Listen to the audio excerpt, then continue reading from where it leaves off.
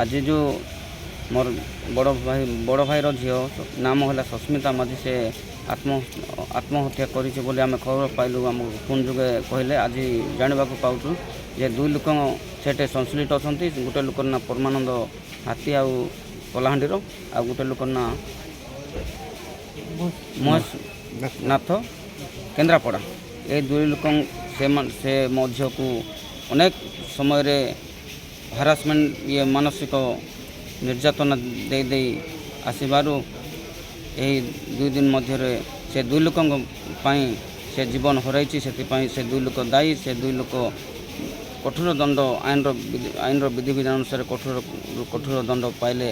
आम न्याय पाइबू बोले आशा रखुँ। कौन कौन से भाव हारासमेंट करते टर्चर करते सब बेले ये फोन करते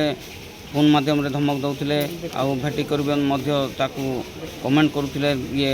हारासमेंट करते जो झील किम्स रे ड्यूटी कर जाऊला से समय भी ये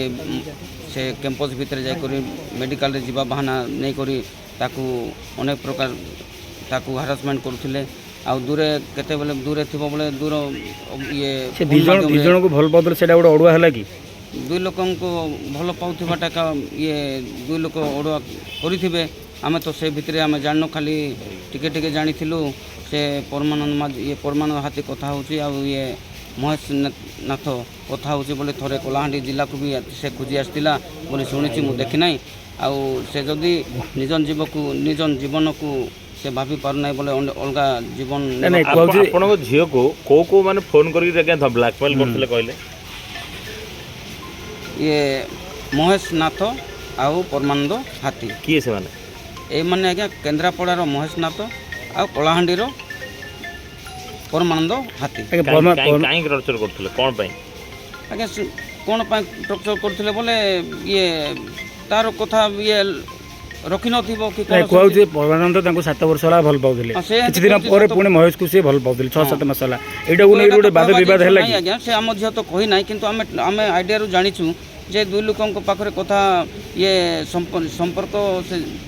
शारीरिक संपर्क रहू न रहू किंतु संपर्क बोले आम ये जानिथिलु तापरे ये पो को भी जते बेले धमक दैछन दुईटा हमर ये झियोर कोन कहि के धमक दउथिले ठियाई को या को धमक दउथिले जे तू तो नानीर पीछा छाड़े तो नानी तो हटाई देलु तो नानी को तो हटाई देबू दुनिया हटाई देबू आ तोते भी आम दुनिया हटाई देबू तू चुपचाप ना तू घरे रही हमर एडे हम जेतेले मु किस हॉस्टल रे पढुथिली सेतेले हम दीदी को माने से कॉल करी कहला माने एडी हमर आगे सेडी जाबियर रे रहउथिले तार जाबियर